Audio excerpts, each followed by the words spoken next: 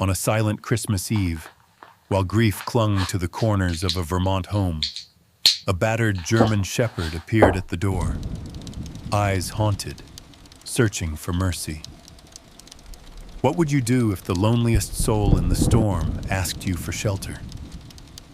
For Officer Jonas and his daughter June, a single act of kindness would unravel secrets, awaken old wounds, and test the power of trust.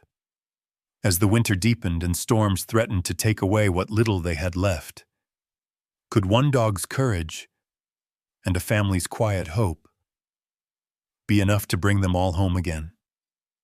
Have you ever risked your heart for someone who needed you most? Tell us your story below. Christmas Eve, Stowe, Vermont. A quiet house, a quiet heart. Night gathered in the mountains, soft and blue, as the town of Stowe disappeared beneath a hush of falling snow. At the edge of Pine Brook Road, where the porch lights glowed dim behind frosted glass, Officer Jonas McKinley let himself into his house, boots heavy with the silence of another December day. The wind nudged at his coat as he closed the door behind him, settling into the warmth like a tired guest. Only the yellow glow of the lamp on the kitchen table and the faint ticking of the old wall clock greeted his return. He shrugged out of his uniform jacket, draped it over the stair rail, and slipped off his shoes, leaving them side by side near the door. One pair battered and black, still crusted with mud and salt from the slushy roads. The other small, faded yellow, the toes scuffed and toes barely touching his. Above them, June's pink scarf, her mother's, hung from a hook, the tassels tangled from too much nervous fiddling. Jonas paused, hands in pockets, listening. He heard only the wind, brushing the window glass with gentle, insistent fingers and a faint scratching of pencil across paper. Down the short hallway, just past the living room, June sat curled on the window seat. Her head was bent, brown hair falling forward in a hasty side ponytail, her knees drawn to her chest inside an oversized yellow coat. A sketchbook rested on her lap, and her hand moved in slow, careful lines. The room was washed in amber, the old wooden floor casting long shadows. Somewhere behind the glass, the world lay hushed under a layer of new snow, white, silent, almost holy in its emptiness. On the end table, a photograph in a simple wooden frame, a young woman with tired, smiling eyes, a dog pressed close against her knee, the old barn in the background lost now to the years. Jonas stood looking at that picture a moment longer than he meant to, as if memory might carry the warmth back into the house. He walked quietly, not wanting to break the spell of the evening. June glanced up, her gray eyes quick with a question she never voiced. He smiled, tired, gentle. She turned the sketchbook so the page faced him, a drawing of a pine tree, under which a little girl sat, bundled in a scarf, a space empty beside her. There was no dog in the picture. Jonas nodded, and the corners of his mouth twitched, but he did not speak. Some wounds, he knew, were made not by loss, but by absence. He ruffled her hair in passing, the motion a little awkward. She leaned into it, then returned to her drawing, the tip of her tongue peeking out in concentration. He moved to the kitchen, filling the kettle with water, listening to the gentle thump of June's feet against the wood, the small, everyday sounds that made the house feel less empty. On the counter, a chipped ceramic bowl, once the dog's, now used for holding pine cones and stray keys. He picked it up, ran his thumb along the inside rim where the glaze had worn thin. He thought of setting it out again, but instead, he placed it carefully back where it was. Outside, the wind picked up. A gust rattled the front window, carrying with it the scent of snow and distant wood smoke. Jonas drew his old sweater tighter across his chest, sitting at the table with his hands folded. He looked at June, who now stared out at the night, as if waiting for something, or someone, to appear. He could see the weight in her posture, the way her shoulders curled in, as though holding tight to all she had left. A quietness filled the space between them. Sometimes, Jonas thought, the hardest part wasn't what was missing, but how the missing settled into every part of life. He watched as June rose from her window seat, padded over to the mantel, and lifted the old photograph. She traced the dog's outline with one finger, then set it down beside a dusty candle. Her movements were gentle, almost ceremonial. He caught her watching him. She offered a tentative smile, the kind that said more than words could. He smiled back, just as quietly, and for a moment, the house felt almost whole. Jonas stood and moved to the window. Outside, snowflakes caught in the porch light, spinning gently to earth, softening the edges of the world. In that hush, the house held its breath.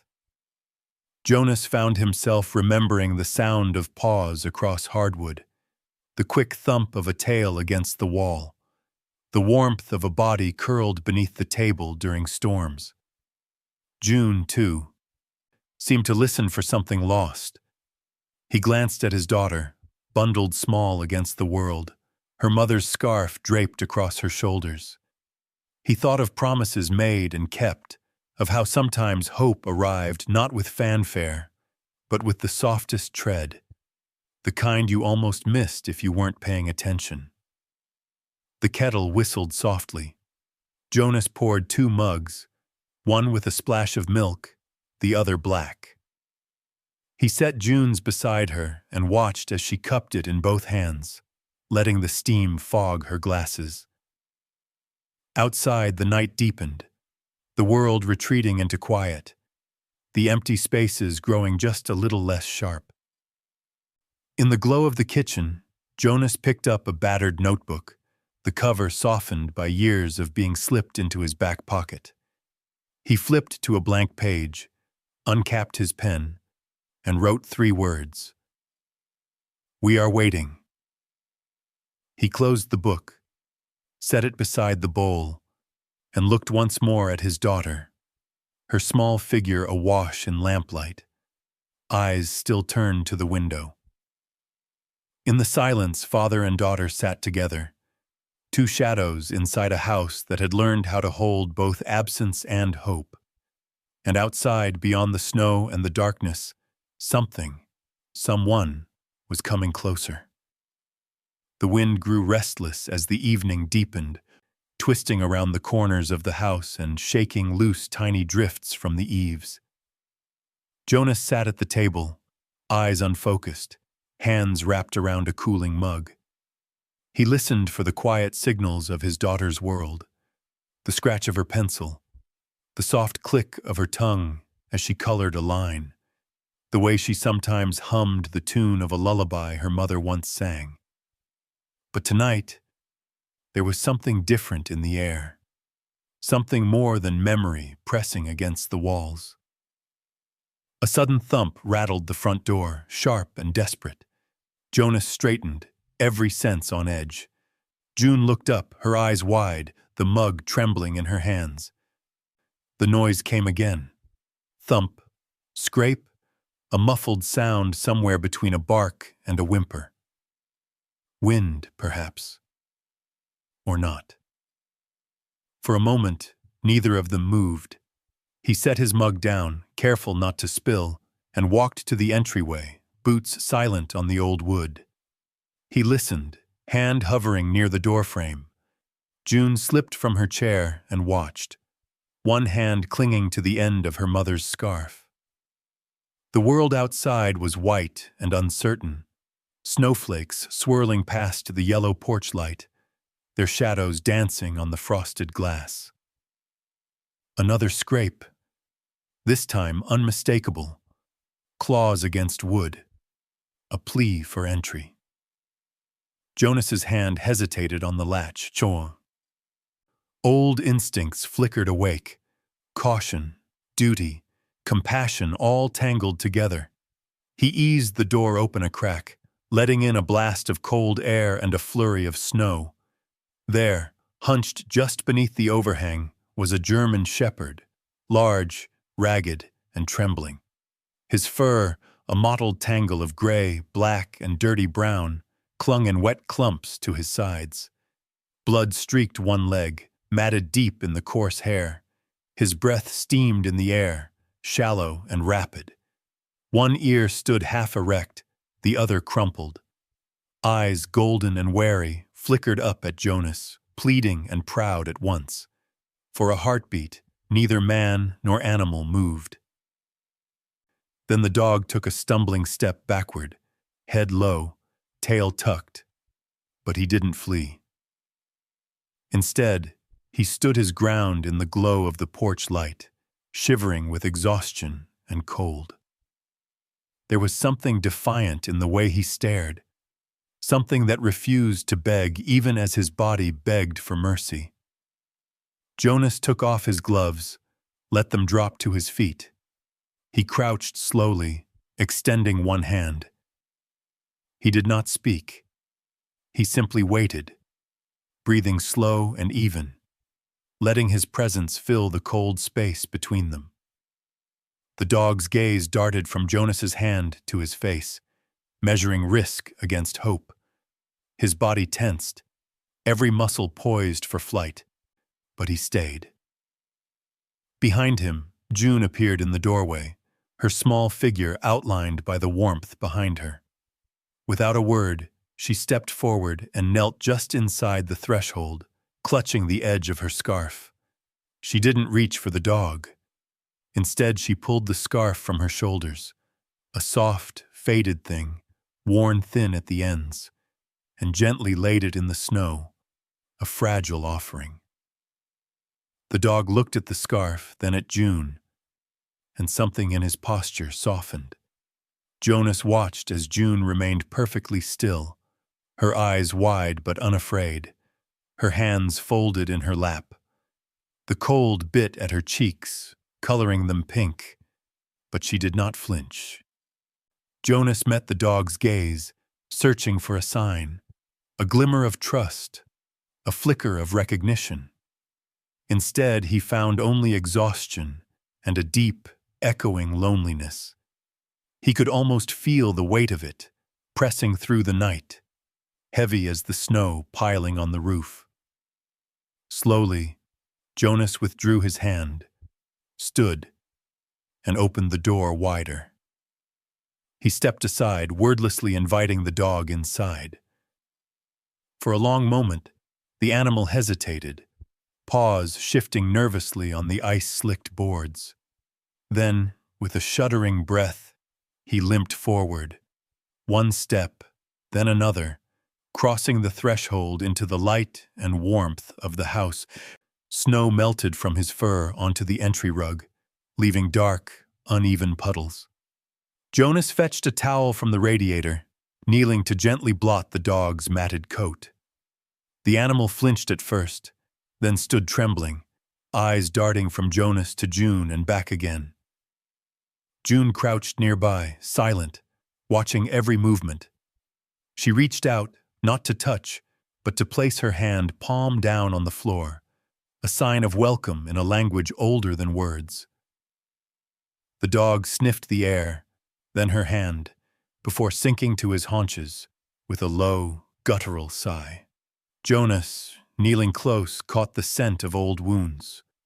Blood, earth, fear, and something else beneath it all. A thread of hope woven through the despair. He glanced at the ragged collar around the dog's neck, saw the cracked leather, the absence of a tag, the rough imprint of what might once have been a name. He looked up at June.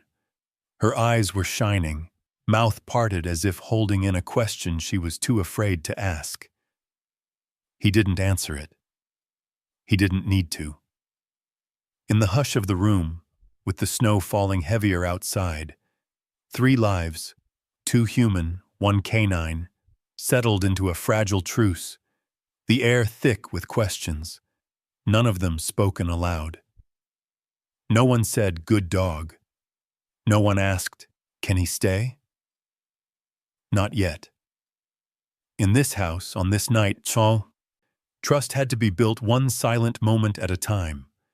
The wind pressed at the window, but inside the world narrowed to the gentle hush of breathing, the slow unfolding of hope, and the warmth of a scarf laid gently on the floor. The hours that followed settled around the house like a blanket, thick with the hush of snow and the steady, uncertain rhythm of 3 living things learning to share a single room. Jonas moved quietly, careful not to disturb the fragile truce the dog's presence brought, as if a single loud word might send him skittering back out into the storm. The door remained unlocked, not an invitation, but as a signal. If the dog wished to go, he would not be stopped. Jonas fetched the old first aid kit from the pantry, the tin box battered and marked by decades of use, once by his wife, tending scraped knees, later by Jonas himself, patching his own minor wounds after long shifts or, on lonely evenings, after splitting wood for the fire. He knelt in the yellow pool of lamplight, slow and methodical, his movements practiced but never rushed. The dog lay near the heat of the stove, chest rising and falling in uneven fits. His breath was ragged, his sides heaving with exhaustion. Jonas did not attempt to speak. He simply sat cross-legged a few feet away, the kit open before him, hands resting loose on his knees. He waited until the dog, eyes half-lidded, at last allowed Jonas to move closer. June perched on the edge of the old rug, her knees drawn to her chin, arms wrapped tight around her legs. She watched with the silent, intent patience that only children and the wounded seem to share, a kind of reverence for the moment, as if every second contained something sacred that grown-ups too often missed. In her hands, she held the faded bowl once used for the family dog years before. She rolled it gently between her palms, fingers tracing the worn glaze. When Jonas nodded, she crossed to the kitchen and filled it with water, walking carefully, as if afraid any sudden movement would scatter the fragile hope gathering in the air. She set the bowl just out of the dog's reach, and then retreated, sitting back, waiting. The dog sniffed the air, then eased his battered body forward, tongue flicking out to lap tentatively at the water. Jonas, kneeling close, saw the fine tremor in the animal's muscles, the way he paused after every swallow as if bracing for a blow that never came. Gently, Jonas reached out, showing his hands, palms up. He pressed the towel against the wound on the dog's leg, working slow, careful not to startle.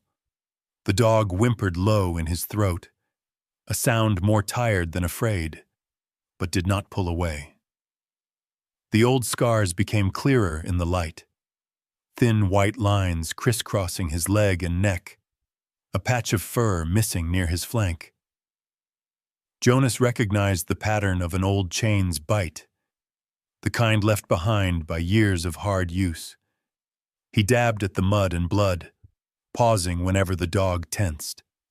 Each motion was a question, every pause a wordless promise. I will not hurt you, not now, not ever again, if I can help it. June, silent, slipped from the room and returned with a faded quilt, her mother's handiwork. She laid it beside the dog, not on him, but near enough that he could choose warmth if he wished. The gesture was careful, shy. For a moment, the dog only stared, golden eyes fixed on the quilt. Then, as Jonas wiped the last traces of blood from his fur, The animal dragged himself a few inches closer and collapsed in a trembling heap, the edge of the blanket tucked beneath his chest. Jonas wrapped the towel and gauze around the worst of the wounds, using slow, measured pressure.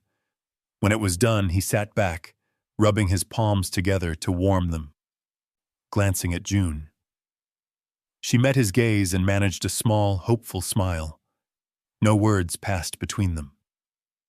The house grew warmer as the night deepened. Snow tapped softly against the window panes. The stove clicked and hissed. The only other sound was the slow, rattling breath of the dog and the barely there hum of June's lullaby. Half remembered, sung under her breath, not for Jonas, but for the dog, for herself, for the ghosts of comfort that sometimes lingered on the edge of sleep. Jonas watched as June, exhausted, curled beside the dog, close but not touching, her eyes fixed on the animal's rise and fall. Her presence seemed to calm him. His ears flicked at the sound of her voice, and just once, he allowed his head to rest near her knee. Jonas, notebook open, wrote quietly by the stove. Some scars never leave, but kindness can make room for trust. He looked at the two of them, child and dog, both marked by loss, both searching for something to hold on to in the quiet middle of winter. The old bowl, the faded quilt, the silent promises held in a father's gentle hands. These were the small acts of grace that made a family, even when the world outside offered nothing but cold. As the fire settled, Jonas turned out the lamp.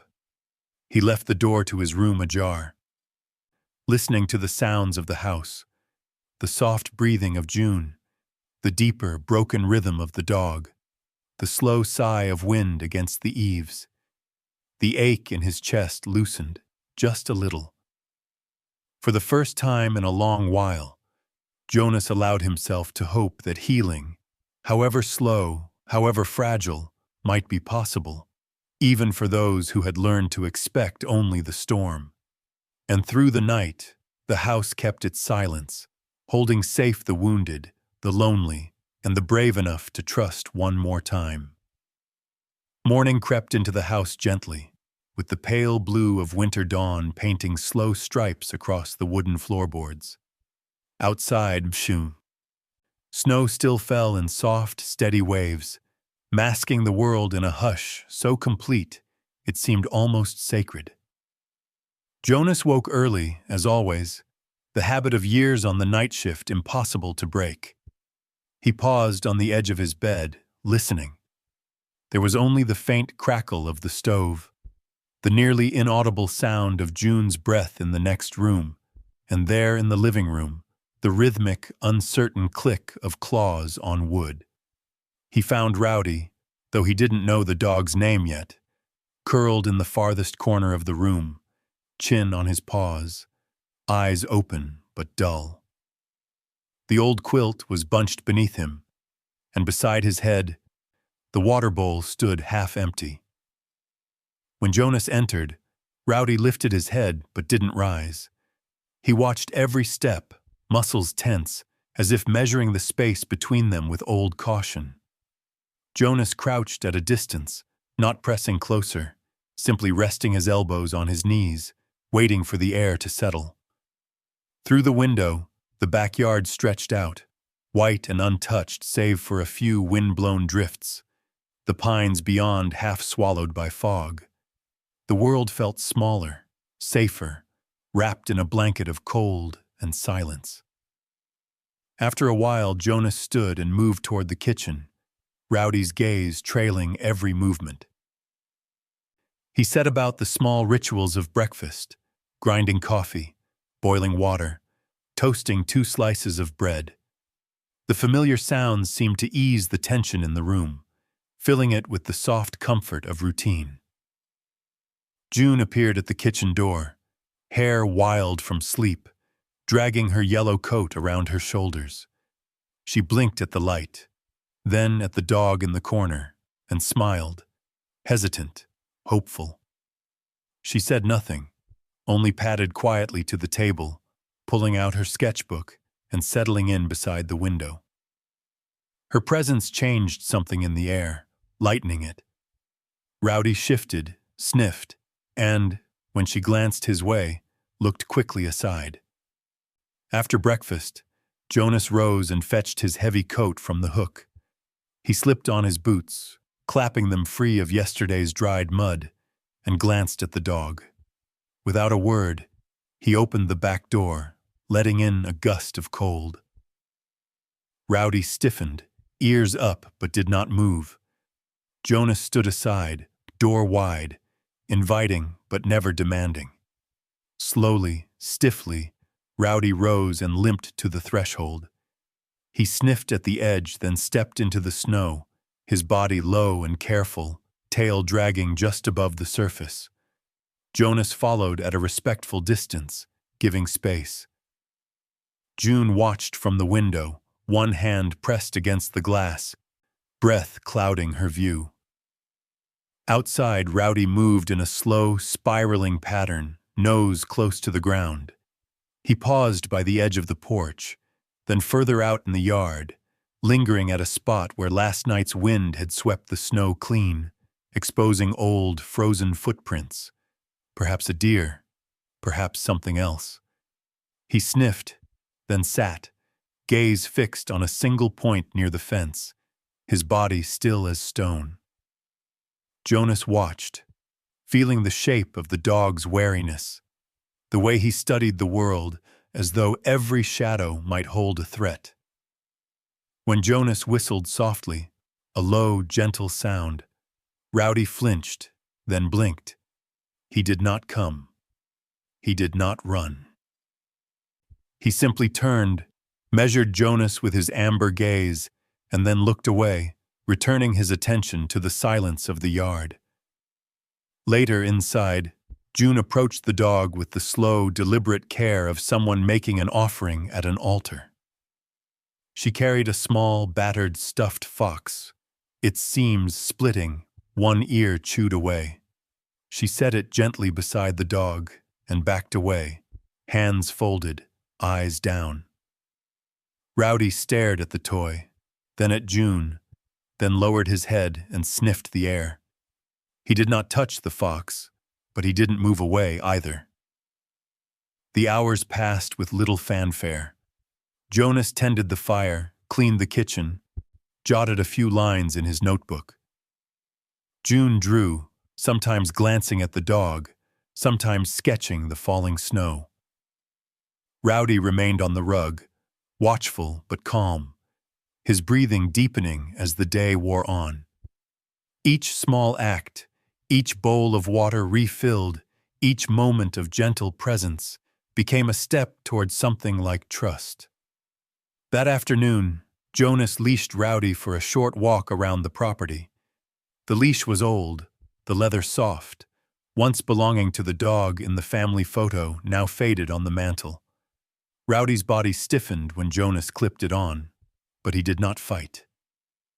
Together they circled the snowy yard, passing beneath the eaves where icicles hung long and sharp, through the quiet back garden where footprints from the night before had already vanished under fresh powder.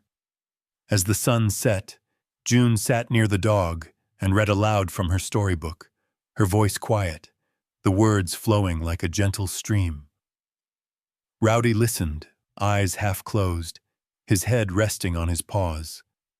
He did not understand the words, but the sound, soft, steady, safe, seemed to ease some tension in his body. Jonas watched them both, feeling, for the first time in a long while, the stirrings of peace threading through the house. Not joy. Not yet. But something quieter, more durable, a slow, patient trust, growing with every careful step, every silent promise, every hand held open in the hope of being accepted. The house, once echoing with absence, now held the shape of something new, fragile, unfinished, but real. And as darkness fell, Rowdy slept curled against the old quilt, the stuffed fox between his paws, while June drew pictures of the snow, and Jonas wrote, "Some mornings you wake to find a stranger at your table, and by nightfall they have begun to belong." Days slipped by, their passage marked not by clocks, but by the subtle shifting of light across the living room walls and the gradual deepening of Rowdy's breaths as he slept. Outside, the world lay buried beneath a soft, relentless snow. Stowe became a collection of muffled shapes: church steeple, pine branches, mailbox half swallowed by drifts. Every sound absorbed, every sharp edge dulled. Within the house, time slowed further, wrapped in the rhythm of small routines and unspoken hopes. Jonas had begun asking quiet questions around town: an inquiry with the dispatcher at the station, a note posted at the local feed store, a careful call to the rescue shelter 3 towns over. He described Rowdy simply: large shepherd, older, wounded, gentle but wary, no collar, no tag. Each time he spoke the words, he found himself hoping for silence on the other end. Sometimes, it was easier to wish that no one would claim what, in some fragile way, had already begun to feel like theirs. He also started leafing through old police and rescue records at the kitchen table, sifting yellowed pages for anything that might explain the scars on the dog's leg and neck. There were files on abandoned animals, retired working dogs, even the list of dogs released from state rescue teams, always a bureaucratic word, never quite covering the ache behind it. Every now and then, Jonas would find a description that pricked his curiosity, but the trail always went cold. Rowdy remained cautious. Loud noises, pots clattering, a dropped book, the distant wail of a siren through frosted glass, sent him flinching to the nearest corner, body pressed tight against the wall, ears pinned flat. Jonas noticed the way the dog tracked every movement in the house, always choosing a spot where he could see the doors, never fully letting down his guard. It was June who first noticed the pattern. One bright morning, she bundled herself in boots and mittens and ran out into the yard, chasing a red rubber ball. The snow had crusted overnight, brittle and sharp, and as she slipped, the ball bounced away, tumbling down a short slope. She lost her footing and fell, landing hard, a small whimper escaping her lips. Before Jonas could react, Rowdy, watching from the porch, was moving, his body uncoiling with a sudden, silent intensity. He bounded down the steps, ignoring the ache in his old leg, and planted himself squarely between June and the empty yard. His body formed a wall, protective and alert. He did not bark, did not snarl. He simply stood, chest out, eyes scanning the horizon, as if daring the world to threaten her. Jonas jogged over, kneeling beside his daughter, checking for bruises. June sniffled, but was otherwise unhurt, her cheeks pink from the cold and the surprise. She looked at Rowdy, and the dog looked back, their eyes meeting in a moment that needed no translation. She reached out, and this time, Rowdy allowed her fingers to brush the rough fur at his shoulder. Just a touch, tentative but true. That evening, Jonas sat by the stove with his notebook, the firelight flickering gold against the paper. He wrote, "Some scars never leave, but kindness can make room for trust." He watched as Rowdy circled the living room, finally settling near June's feet, head resting atop the faded stuffed fox. The house felt different, warmer, more filled in, the silence less heavy, the absences not quite as sharp. Later that week, Jonas found himself reading late into the night, combing through more files. One case, buried in the back of a folder, stood out. Shepherd, Male, 8 years, former search and rescue, removed from service after injury, no further record. No name, just a code and a date. Jonas traced the scar on Rowdy's leg in his mind, thinking of the nights the dog whimpered softly in sleep, legs twitching as if running from something long gone but not forgotten. He did not mention the files to June. Instead, he watched her as she drew picture after picture of Rowdy, sometimes with her, sometimes just the dog alone, always in settings filled with trees, sun, and open sky. Her pencil lines were careful, reverent. Once she placed her latest sketch on the mantel beside the old photograph of her mother, as if asking permission for the new to join the old. In the evenings, Rowdy grew bold enough to rest his chin on Jonas's boot or nudge June's elbow for a dropped crumb. He startled at thunder, flinched at the clang of Jonas's badge against the doorknob, but never growled, never bared his teeth. Each fearful instinct was matched by a moment of gentle bravery, standing sentinel at the window when a stranger's truck rumbled down the lane, or licking June's hand when she curled against him during a story. The scars, some visible, some hidden, were never discussed.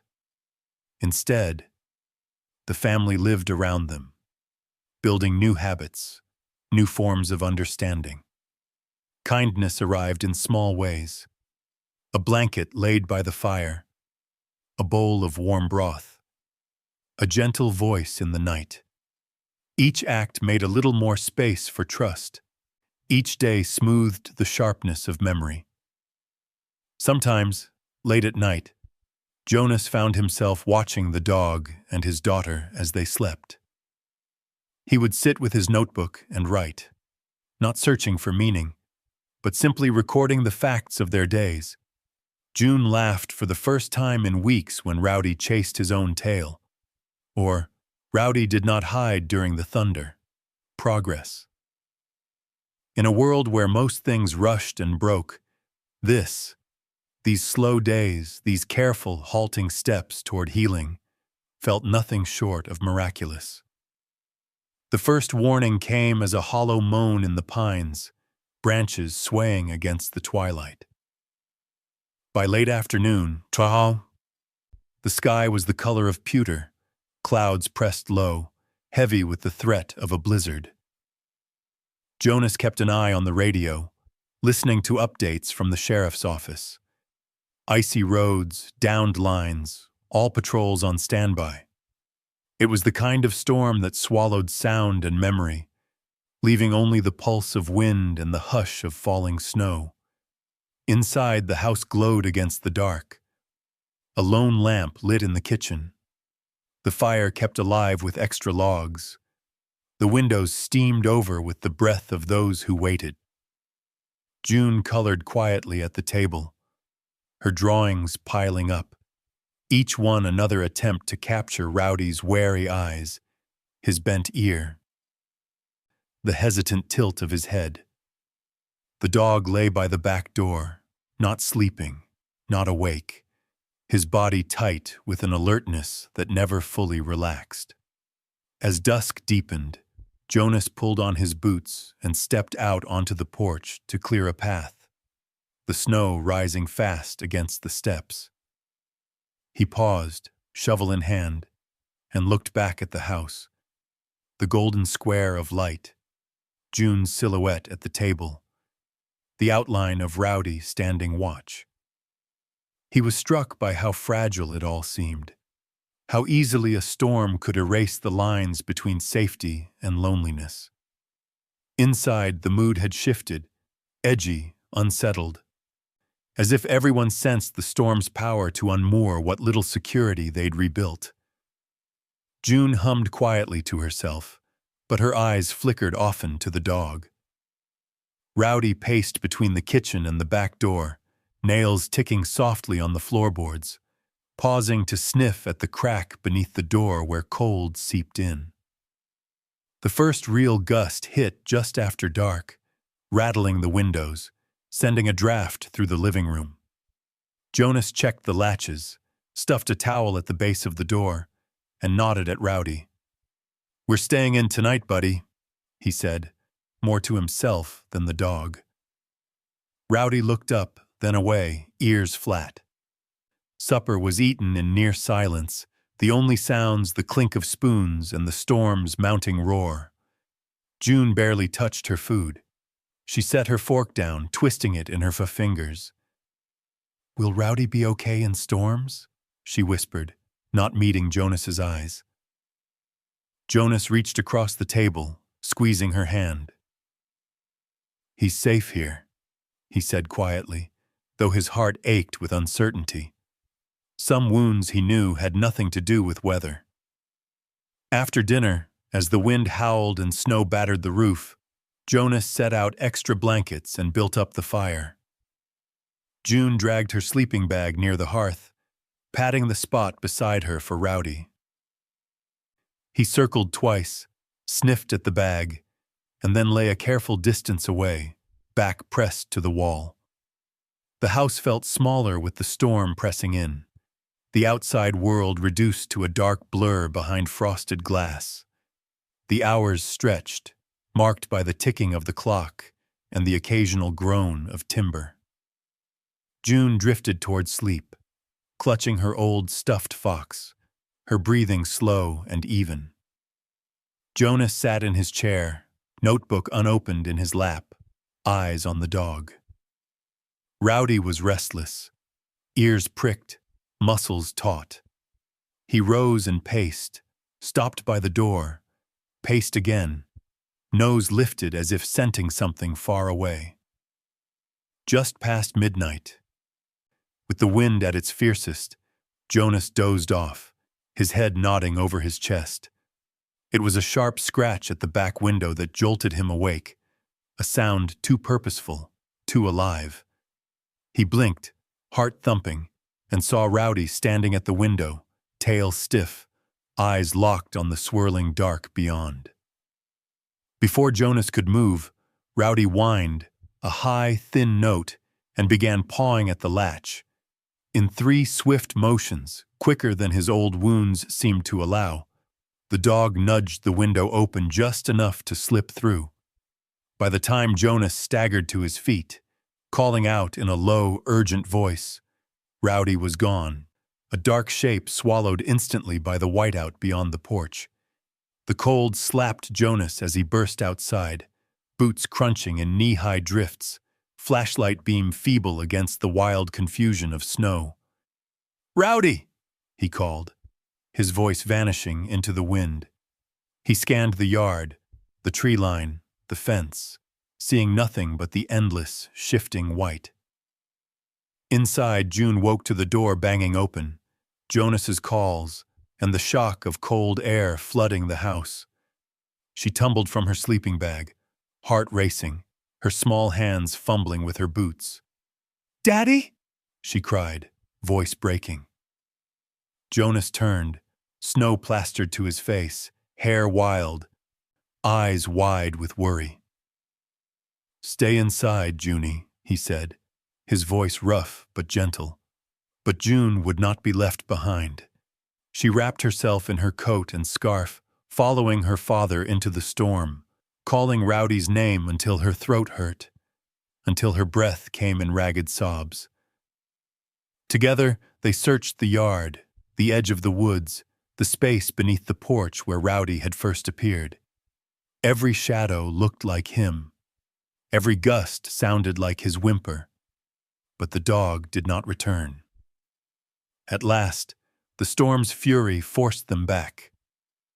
Jonas carried June in his arms, her tears freezing on her cheeks, her head buried in his chest. He closed the door behind them, shutting out the storm but not the ache of loss. June crawled beneath the blankets and wept softly, her sobs muffled against the stuffed fox. Jonas sat beside her, his hand on her back, unable to promise what he most wanted to believe, that Rowdy would find his way home.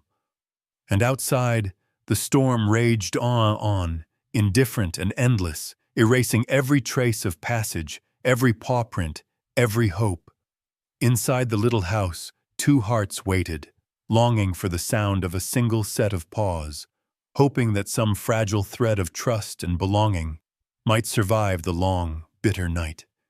Morning broke pale and uncertain, a washed-out blue leaking through the rifts in the clouds. The storm had passed, leaving behind a silence so deep it pressed against the windows, filled the small house and made even the smallest sound. June's gentle sniffles, the creak of Jonas's chair, feel impossibly loud. Jonas had barely slept, his mind replaying the memory of Rowdy's escape again and again. The way the dog's body tensed before the leap, the wild brightness in his eyes, the urgency that was something more than fear. He sat at the kitchen table in the same clothes he'd worn the night before, boots forgotten on the mat, the faint scent of snow and worry clinging to his skin. June had cried herself to sleep on the rug, the stuffed fox clutched tight beneath her chin. She woke early, face blotchy and red, but quiet now. She did not ask about breakfast. She only stood at the window, forehead pressed to the cold pane, eyes tracing the blank sweep of snow for any sign of movement. The world outside had been changed by the night. Drifts climbed the porch steps in deep, undulating folds, every familiar landmark softened or erased. The fence at the backyard was a low white wave. The shed by the tree line nearly vanished beneath a gentle mountain of snow. There were no tracks, no breaks in the flawless surface, no sign that anyone, man or animal, had ever crossed it. Jonas made coffee, the motions automatic, hands clumsy with exhaustion. He stood for a long while, mug cooling in his grip, gaze fixed on the back door. He knew he should call the shelter, the highway patrol, check for any reports of a dog found on the main road. But some part of him resisted, unwilling to surrender hope to procedure. The hours drifted by in a slow ache. June dressed in silence, layered sweater on sweater, and sat by the fire with her drawing pad open in her lap. The pictures she made now were different. Rowdy small and lost beneath swirling lines of snow, June herself standing at a window, her face round and sad. She drew a house with no dog in it, a single light glowing in the darkness. Just before noon, as the sun finally crested the treetops and turned the yard into a field of diamonds, a shape appeared on the far edge of the yard, uncertain, almost ghostly in the glare. June saw it first. She scrambled to her feet, heart pounding in her chest, unable to trust what she saw. At the edge of the clearing, Rowdy stood, his body hunched, his fur matted with ice and mud, one leg dragging in the snow. His head was lowered, each step slow and halting. But beside him, nearly hidden by the swirl of his tail, moved something smaller, a puppy, thin and shivering, its fur so pale it blended with the snow. June burst through the door in her socks, ignoring Jonas's startled call. She flew across the porch and down the steps, stumbling through the drifts, her breath steaming in the cold air. "Rowdy!" she cried, the word cracking like sunlight on ice. "Rowdy, come home!" The dog hesitated, as if uncertain whether he truly belonged to the voice calling him. But the sight of June running toward him seemed to draw out some last reservoir of strength in him. He moved forward, the puppy keeping pace at his flank, both of them weaving a crooked path across the yard.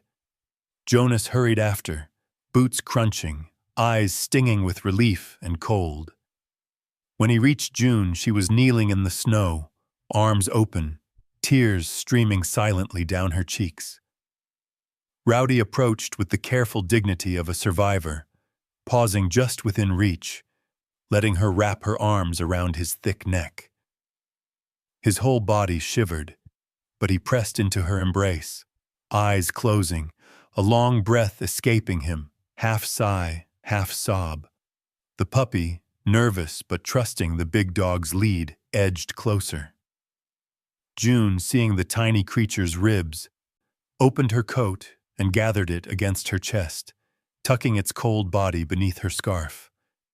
"You brought him home," she whispered, words barely more than breath. "You saved him, too."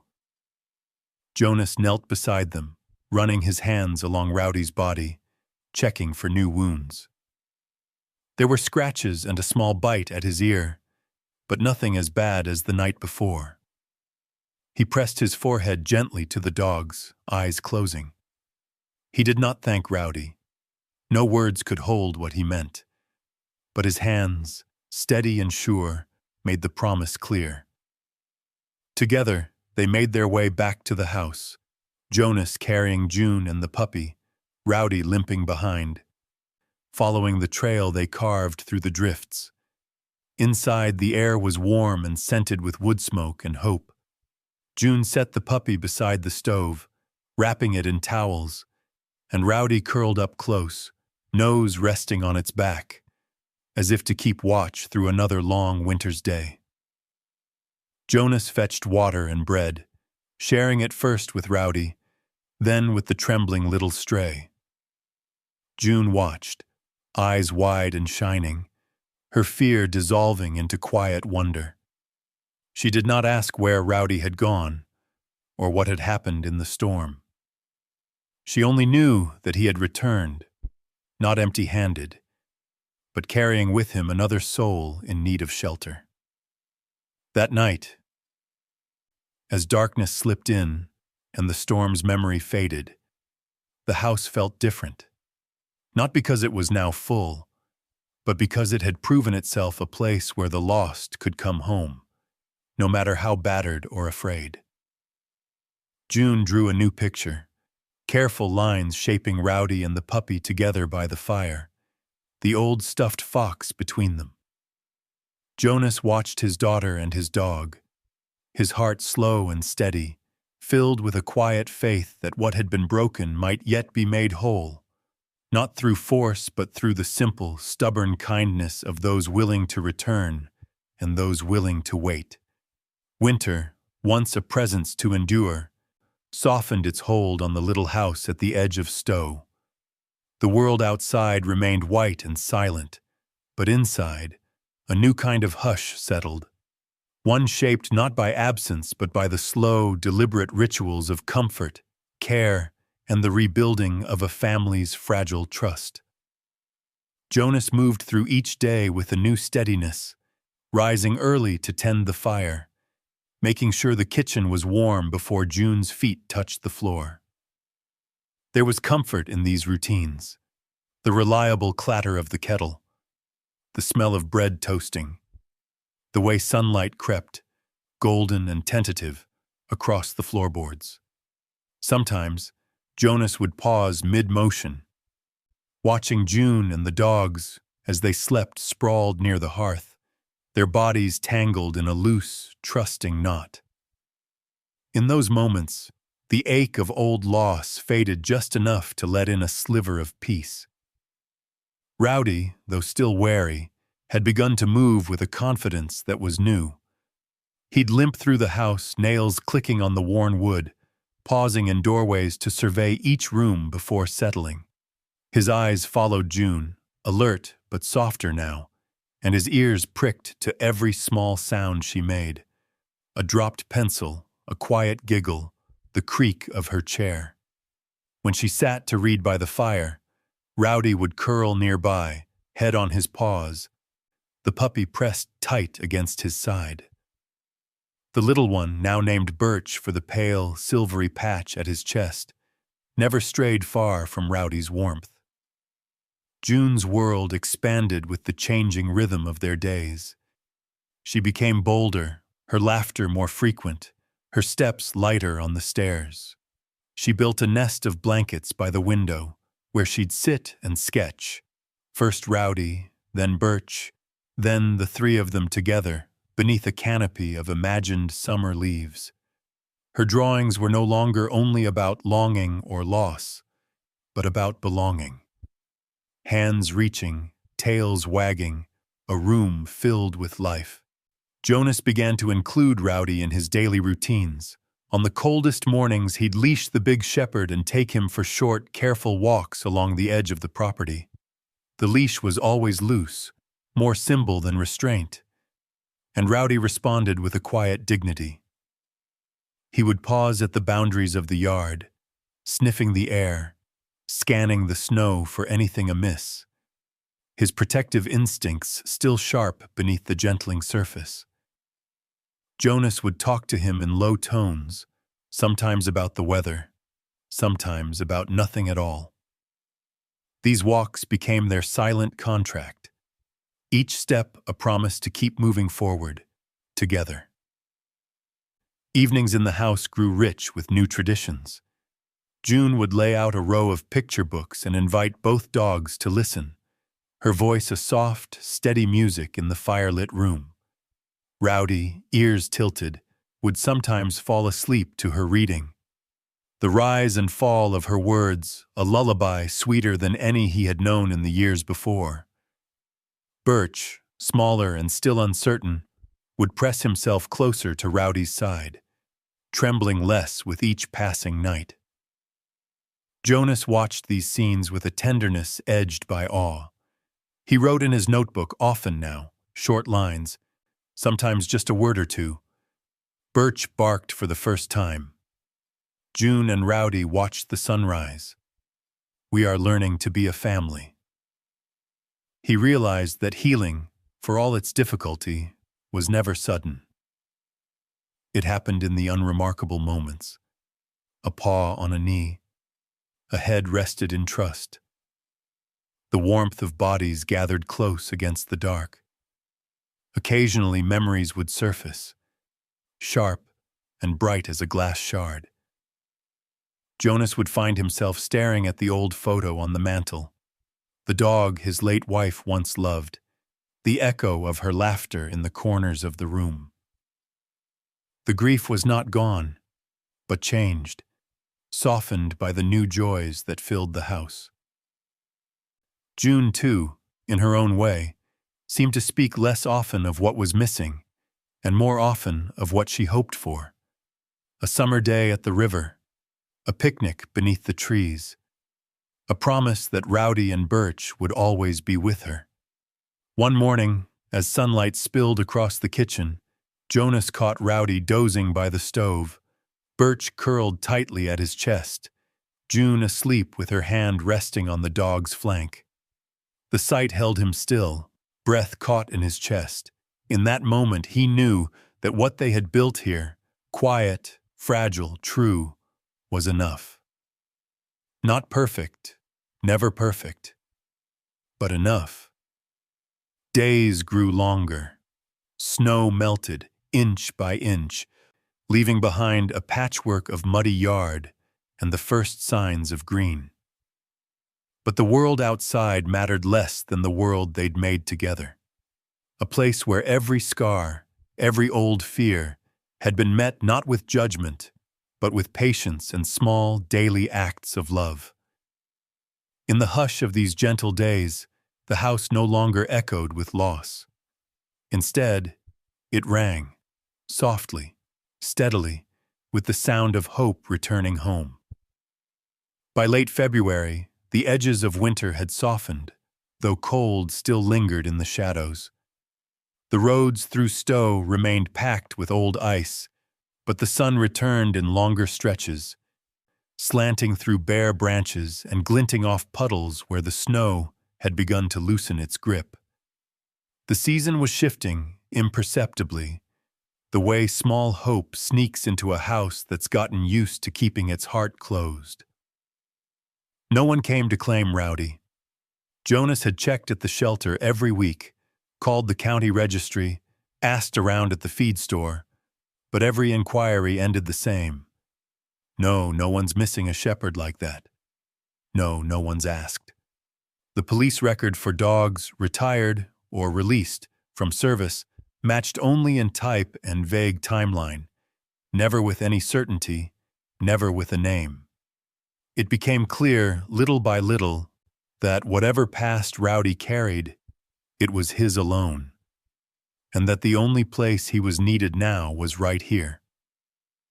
Jonas gathered the paperwork quietly, careful not to mention it until everything was in order. He wanted to be sure. He wanted this to be a choice not just for him, but for June and for Rowdy too. He filled out the adoption forms in his careful print, using his full name and address for the first time since his Pshuhom had passed.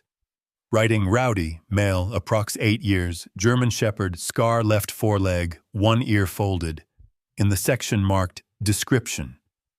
He submitted the forms at the small town office, the same place he'd signed for his marriage license, the same window clerk, now older, softer, her glasses fogged from the change in temperature. A week passed, then another. Life continued. June off to school, bundled in her yellow coat. Jonas walking his route with Rowdy beside him. Birch waiting patiently at home. The official letter arrived on a Thursday, the envelope stamped with the seal of the county, the paper inside creased but clear. Congratulations. This is to certify that Rowdy has been lawfully adopted into the McKinley family. Jonas read it once, then twice, heart thumping in his chest. He waited until dinner, the three of them gathered at the table. Birch curled beneath June's feet. "We've got news," Jonas said, voice quiet but warm. He passed the letter to June, watched her read each word with careful attention, her lips moving silently. She looked up, eyes shining. "Does it mean he gets to stay?" Jonas nodded. "It means he's ours, officially. He belongs here now, with us." June leapt from her chair, threw her arms around Rowdy's neck, burying her face in his fur. The dog stood patiently, accepting the embrace, tail thumping a slow rhythm against the floor. Birch bounced at his side, yipping in excitement. The room filled with a sense of relief so powerful it felt holy. A family no longer in waiting, but in being. That weekend, June made a project of celebration. She gathered scraps of yarn and old fabric, sitting for hours by the fire, knitting with clumsy fingers, tongue caught between her teeth in concentration. She chose bright, cheerful colors, red for courage, blue for the cold Vermont sky, a splash of gold like the scarf her mother had left behind. When it was done, she held up a new scarf, uneven but sturdy, the words, "You are my gift," embroidered with uncertain stitches at one end. On the morning of the next snowfall, Jonas, June, and the dogs ventured out into the yard. The light was gentle, the air scented with thaw and earth. Jonas wrapped the new scarf around Rowdy's neck, fastening it loosely beneath his chin. June attached a small, heart-shaped tag to his collar, hand-painted with his name. "Now everyone will know you're home," she whispered, her fingers lingering in his fur. They gathered for a photograph. June grinning, arms flung wide, Rowdy proud but humble, Birch nosing into the snow at their feet, Jonas standing behind, hand on June's shoulder, smile cracked open by pride and wonder. The moment was simple, ordinary. But it felt like the culmination of a pilgrimage, a journey from absence to presence, from searching to finding. That night, after dinner and stories and the ritual of checking doors and windows, June dragged her sleeping bag to the living room, curling up beside Rowdy. Birch wedged himself between them, a tangle of puppy legs and warm breath. For the first time, Rowdy did not lie with his back to the wall. He sprawled on his side, belly exposed, Every line of his body relaxed in trust. June, already drifting toward sleep, rested her hand atop his chest, feeling the slow, steady thud of his heart. Jonas stood in the doorway for a long time, watching the soft rise and fall of breathing, the tangle of limbs and blankets, the quiet at the center of the storm. He wrote in his notebook, "Tonight, Rowdy slept with both eyes closed. Family is where you let yourself sleep deepest." Outside, the snow fell in gentle silence. Inside, the McKinley house held the shape of a new promise, a home claimed, a scarred heart healed, a gift recognized and kept. The last of winter faded not with a flourish, but with quiet persistence.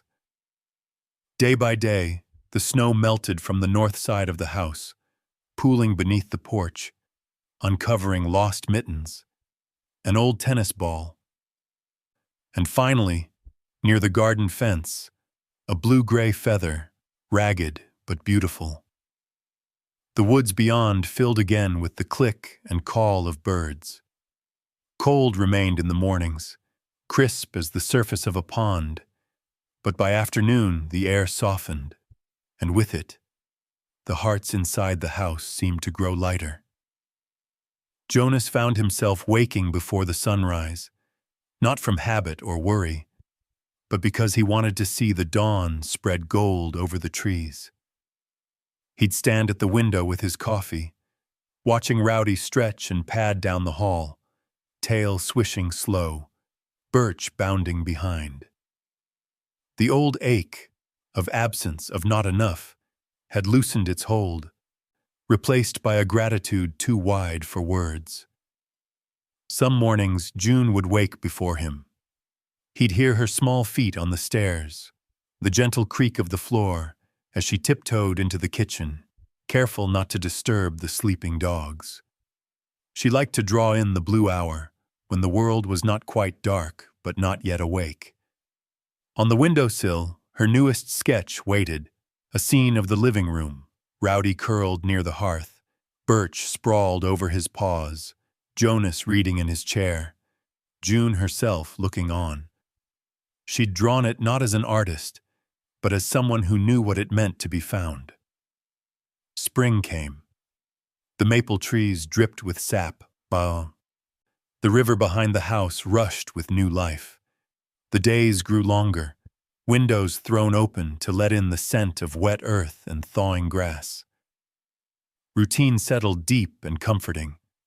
Walks along the muddy lane, games in the yard, evenings filled with laughter and the low rumble of Jonas's stories, June's voice rising to fill the old rooms with hope. There were still hard days, of course, nights when Rowdy startled at the sound of thunder, or when June woke from dreams of her mother and pressed her face into the dog's warm coat. But those moments no longer belonged only to sorrow. They had become part of something larger, a tapestry woven from grief and hope, stitched together by time and touch and trust. On the first real warm afternoon, Jonas set the table by the window and invited June to bring her drawings. He brewed tea and cut slices of honey bread, and together they looked through the sketches, pages and pages of dogs and family and sunlight. June lingered over one, Rowdy and Birch beneath the old pine, herself in the distance, arms lifted in welcome. "He wasn't perfect, was he?" she asked, tracing Rowdy's bent ear with her thumb. Jonas smiled, shaking his head. "No, but he never needed to be." They sat in the quiet, watching the dogs nap in a patch of sunlight, the hush as complete as snowfall. Jonas opened his battered notebook and wrote a final line for the season. Not all gifts come wrapped. Some arrive scarred, tired, but just in time. June finished her tea, gathered her sketches, and padded to the small shelf above the mantel. There, among family photos and keepsakes, stood a simple frame, her mother's favorite, empty since last year. With careful hands, June slid in her newest drawing. Rowdy, Birch, herself, Jonas. She stepped back, eyes shining with pride and something softer, a kind of reverence. That evening, as dusk folded around the house and the sky filled with the soft hush of returning geese, the family gathered by the window. They said nothing, letting the silence speak what words could not. Rowdy lay at June's feet, Birch curled against his chest. Jonas wrapped an arm around his daughter, feeling the shape of her small shoulder beneath his hand, the weight of their shared story settling gently into the room. If anyone had asked him what lesson he'd learned, Jonas might not have answered. It was not something he could explain. Only that kindness, even in small, imperfect gestures, a bowl set out, a scarf given, a door left open, could heal what he once believed unfixable. That to belong was never about being whole, but about being held. Later, June stood before her mother's photograph, the new drawing propped at its base. She didn't speak. She simply bowed her head, letting gratitude and memory fill the space between past and present. Outside, the first fireflies flickered, and somewhere in the woods, a fox barked, a reminder that life, for all its losses, continues. In the gentle hush that filled the house, Jonas wrote one last note in his battered book, a thought for anyone who might someday need it. Sometimes, the gift is not the one you wanted, or even the one you thought to ask for. Sometimes, the gift is simply someone who chooses to stay. As the snow melts and the light returns, we're reminded that not all miracles arrive with fanfare. Sometimes, they come quietly, a wounded dog at your door, a small hand reaching out, a heart willing to forgive. The deepest gifts are often the ones we never expected, carried to us by those who've been broken and found their way home. In a world that can feel so cold, maybe it's these simple acts of kindness, letting someone in, choosing to trust, staying when it would be easier to walk away, that reveal the true power of love and faith. If this story touched your heart, type Amen if you still believe in gentle miracles. Or share your own moment of unexpected grace below, a time when kindness found you, or when you chose to open your door to hope. We read every story, and you never know whose heart your words might heal tonight.